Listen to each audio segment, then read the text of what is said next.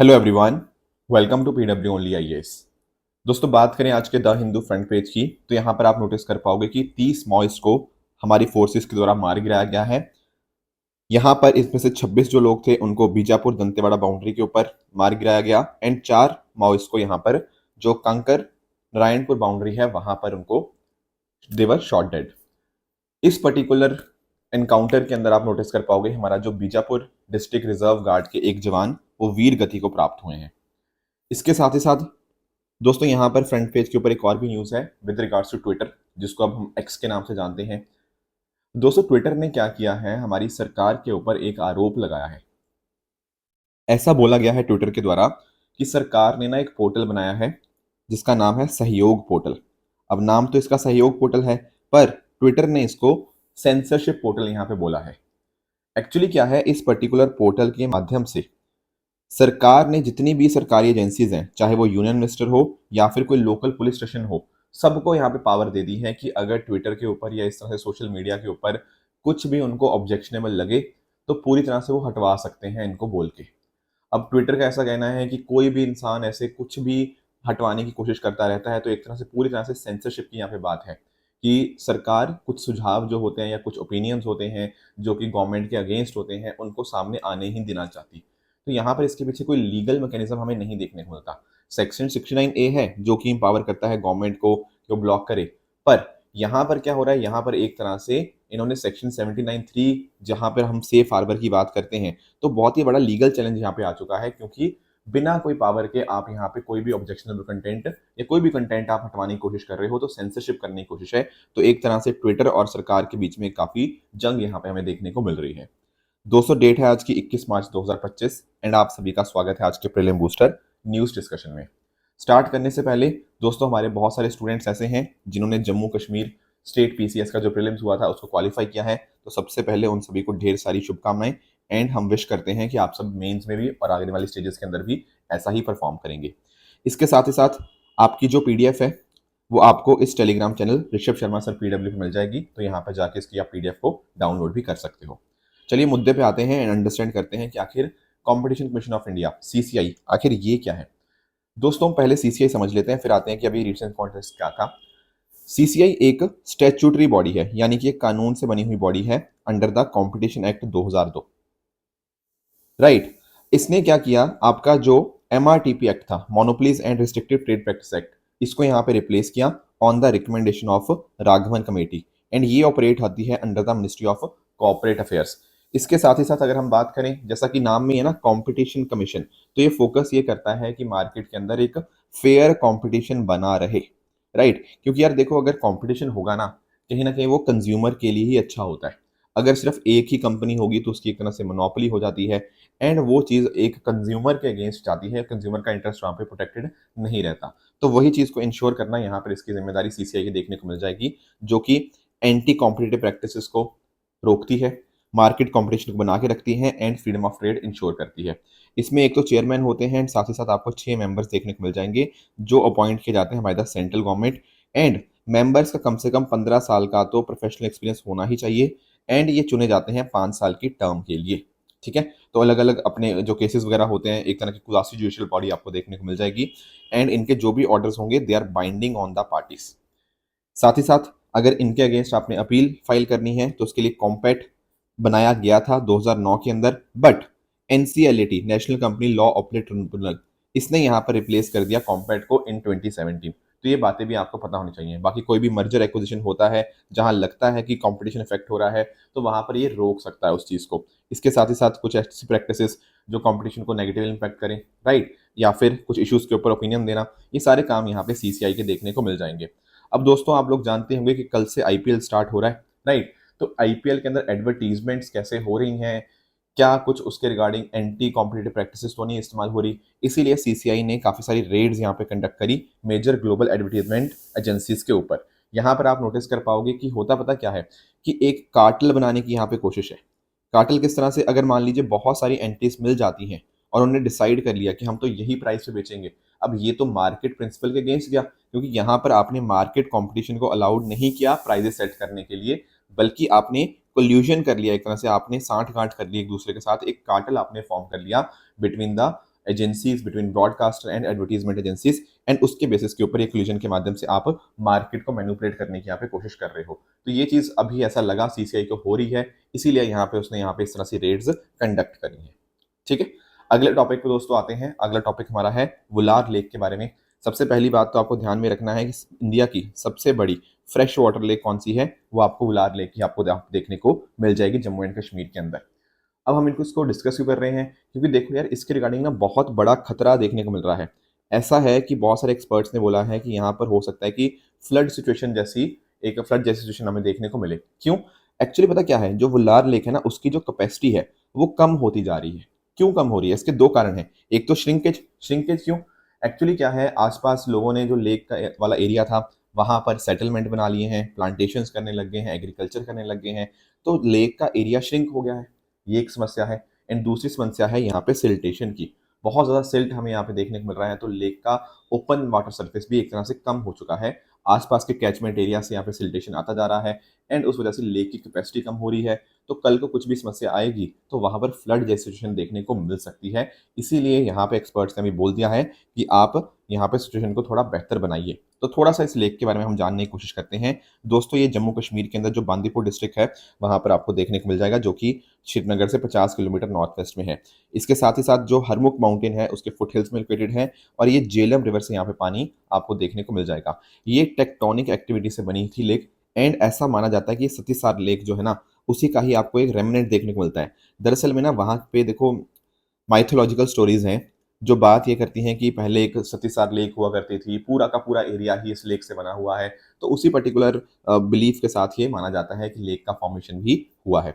इसको बाकी आप नोटिस कर पाओगे, इसको रामसर कन्वेंशन के अंतर्गत इसको रखा गया है वुलार लेक को, तो ये बात भी आपको पता होनी चाहिए। बाकी चैलेंजेस हमने डिस्कस कर ही दिए। इसके साथ ही साथ अगर मैं बात करूँ इसकी सिग्निफिकेंस की, तो फ्लड कंट्रोल के अंदर इंपॉर्टेंट काम करता है, क्योंकि बहुत सारा पानी अपने पास होता है इसके पास। एंड साथ ही साथ फौना एंड फ्लोरा आपको यहाँ पे देखने को मिल जाएगा। जैसे अगर मैं बात करूँ फौना की, तो यहाँ पर आपको हिमालयन मोनाल, ठीक है, short toed eagle, black eared kite, ये देखने को मिल जाएंगे।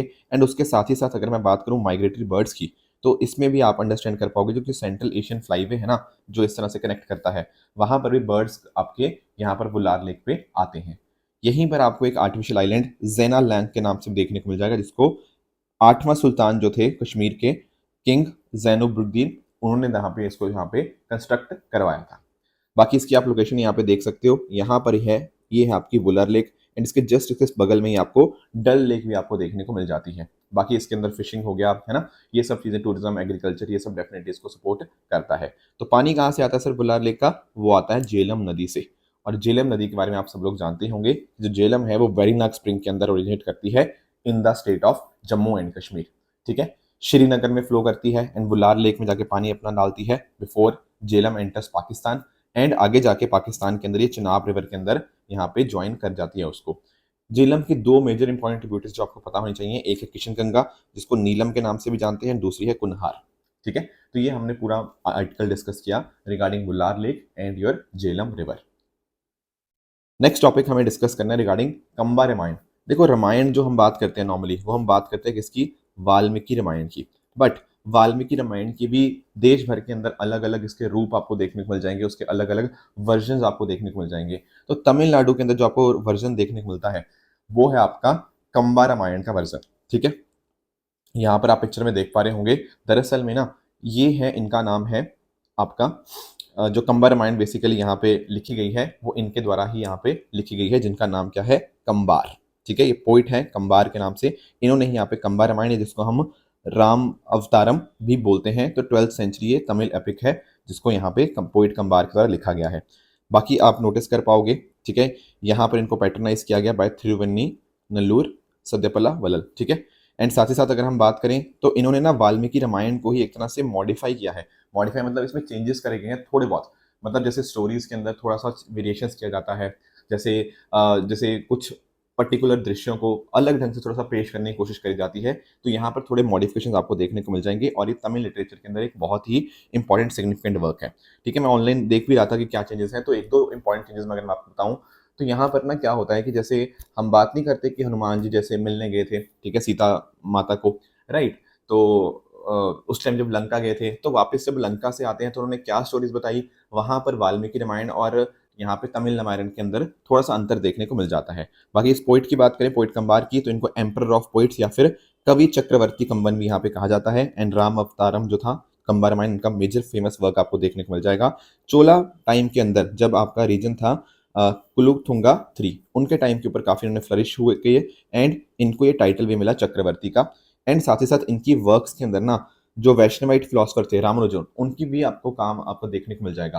तो यानी कि ना कम जो आपके कंबार थे वो रामानुजन के बाद आपको देखने को मिलते हैं, ये बात भी आपको पता होनी चाहिए। बाकी इनके अलावा और भी वर्क्स हैं, जैसे तिरुकुलाई वलक्कम हो गया, ठीक है, यहाँ पे एथिक्स के बारे में बात करी गई है। इसके साथ साथ एरलपट्टू एंड सिलाई एलपट्टू, ठीक है, यहाँ पर बात करी गई है स्पिरिचुअल कंपोजिशन की। और कंगई पूर्णम यहाँ पे बात करते हैं temple legend and temple stories के बारे में, ठीक है। पर सर हम इसको करंट में क्यों डिस्कस कर रहे हैं कंबा रामायण को, क्योंकि दोस्तों एक ना मिनिस्ट्री ऑफ कल्चर के द्वारा एक कॉम्प्रिहेंसिव इनिशिएटिव यहाँ पे स्टार्ट किया गया कि कंबा रामायण साइटल्स को हम प्रिजर्व कर पाएं। और कहाँ पर करा गया?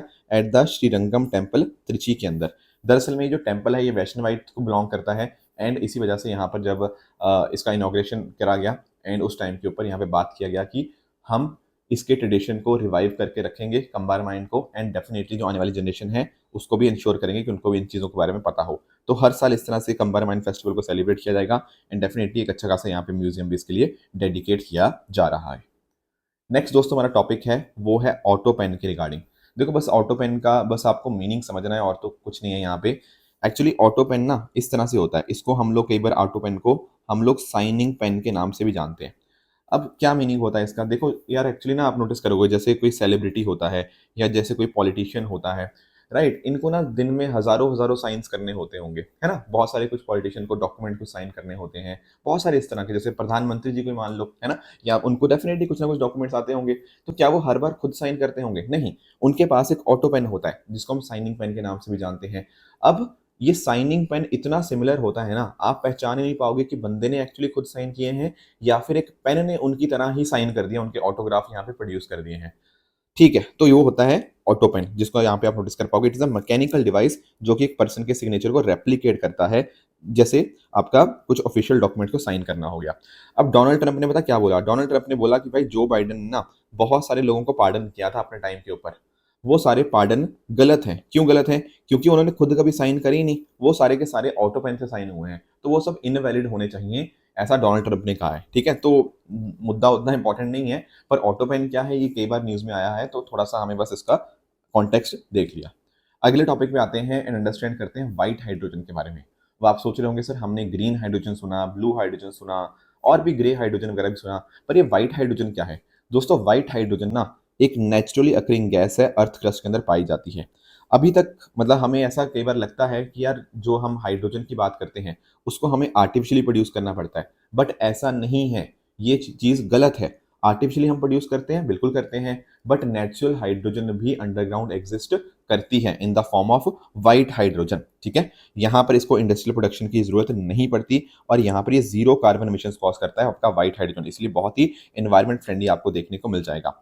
बाकी अगर हम बात करें, ये जो डिस्कवरी अभी रिसेंटली करी गई है वो है फ्रांस के अंदर। फ्रांस ने 46 million ton of natural hydrogen यानी कि व्हाइट हाइड्रोजन यहाँ पे डिस्कवर किया है in the Moselle region, right. तो इसके थोड़ा सा बात करें तो डिस्कवरी अपने आप में पॉइंट बन जाती है, क्योंकि डेफिनेटली ये जो रिजर्व है अपने आप में काफ़ी बड़ा है। Plus at the same time white hydrogen अपने आप में काफ़ी सस्ती भी है as compare to green hydrogen. जैसे व्हाइट हाइड्रोजन की कॉस्ट है लगभग $1 पर केजी और ग्रीन हाइड्रोजन की कॉस्ट उससे 6 गुना है, यानी कि $6 पर केजी के आसपास देखने को मिल जाएगा।